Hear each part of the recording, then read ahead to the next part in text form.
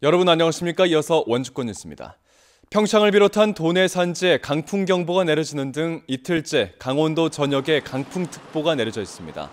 강풍경보가 내려진 산지에는 밤까지 최대 순간풍속이 초속 30m를 넘을 것으로 예상되고 있으며 원주 등의 평지도 최대 풍속이 초속 20m를 오가겠습니다.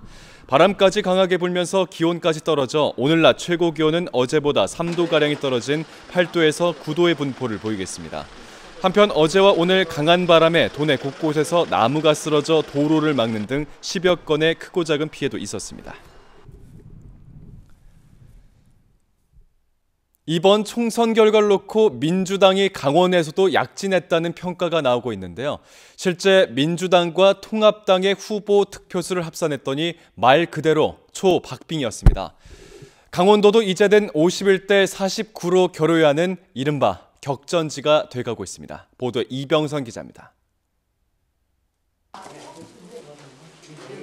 지난 15일 치러진 21대 총선은 여당인 더불어민주당이 지역구에서만 단독 과반을 차지하며 압승을 거뒀습니다.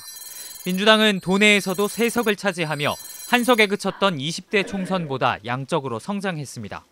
그렇다면 표면적인 결과와 실제 표심은 일치할까? 이번 총선에서 민주당과 민주당 탈당파 후보들은 도내 86만 2,495표의 유효표 가운데 41만 4,071표를 얻어 48.01%의 득표율을 나타냈습니다. 미래통합당계 후보들의 49.65%보다 약간 뒤지는 수준이었습니다. 3대 5라는 결과보다는 좀 더 박빙이었던 겁니다. 민주당의 이 같은 득표율은 유례가 없는 일입니다. 지난 2000년 열린 16대 총선부터 20대 총선까지 민주당계 정당의 득표율은 늘 30% 안팎에 머물렀습니다. 노무현 대통령 탄핵 역풍이 불었던 2004년 17대 총선에서 45%를 득표했지만 당시 탄핵에 동참했던 새천년 민주당의 표를 빼면 38%로 떨어집니다. 민주당 간판만으로 40% 이상의 득표를 받은 건 사실상 처음인 겁니다. 이 같은 경향은 대선에서도 마찬가지여서 2012년과 2017년 출마한 문재인 후보는 각각 37%와 34%를 득표했습니다. 이번 총선의 민주당 득표율 48%가 각별한 이유입니다. 또 후보들이 탈당해 출마를 강행하는 일은 대부분 보수세가 강한 지역의 미래통합당계 정당에서 있어왔지만 이번엔 민주당에서도 3곳의 선거구에서 후보들이 탈당해 출마하는 등 달라진 선거 양상을 확인시켜줬습니다. 보수 텃밭으로 분류됐던 강원도, 하지만 이젠 어떤 당도 안심할 수 없는 51대 49의 격전지가 돼가고 있습니다. MBC 뉴스 이병선입니다. 코이카 교육원을 활용한 영월군의 해외 입국자 격리 조치가 강원도의 코로나19 지역사회 감염 예방 우수 사례로 선정됐습니다. 강원도는 영월군이 지역에 있는 코이카 시설을 해외 입국자 임시 격리 시설로 활용할 수 있도록 발빠르게 대처해 지역사회 감염 위험을 낮췄다며 각 시군의 모범 사례를 전달했습니다. 영월에선 지난 15일 캐나다에서 입국한 30대 남성이 확진됐지만 입국 후 곧바로 코이카 영월 교육원에 격리되면서 지역사회 접촉은 발생하지 않았습니다. 원주시가 코로나19 해외 유입을 차단하기 위한 유학생 수송 차량 운행을 30일까지 연장합니다. 원주시는 지난달 30일부터 지난 19일까지 21일 동안 107회에 걸쳐 148명의 해외 입국자를 수송했으며 강원도가 인천공항에서 횡성까지 오가는 수송 차량의 운행 기간을 연장하면서 이에 동참하겠다고 밝혔습니다.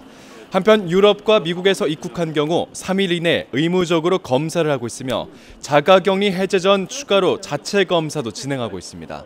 지금까지 해외 입국자 가운데 원주시 코로나19 확진 환자는 2명입니다. 최근 전동 킥보드 등 개인형 이동수단의 이용이 늘면서 관련된 사고도 급증한 것으로 파악됐습니다. 도로교통공단에 따르면 개인형 이동수단 교통사고는 2017년 117건에서 2018년 255건으로 2배가량 늘었고 해당 기간 사망자도 8명에 이르고 있습니다. 공단은 운전자와 동승자 모두 안전모를 착용해야 하고 손목과 무릎 보호 장구도 갖출 것을 권고하고 있습니다. 개인형 이동수단은 원동기 장치자전거 운전면허나 2종 보통 이상의 면허가 필요하다며 면허 없이 이용할 경우 30만 원 이하의 범칙금이 부과된다고 밝혔습니다. 국제유가가 사상 처음으로 마이너스를 기록한 가운데 도내 휘발유 가격도 12조 연속 하락했습니다. 한국석유공사 오피넷에 따르면 지난 1월 27일 리터당 1,576원까지 올랐던 도내 휘발유 가격은 현재 1,332원으로 내렸고 경유 가격도 지난 1월 20일 리터당 1,414원을 기록한 이후 꾸준하게 떨어져 현재 리터당 1,144원입니다.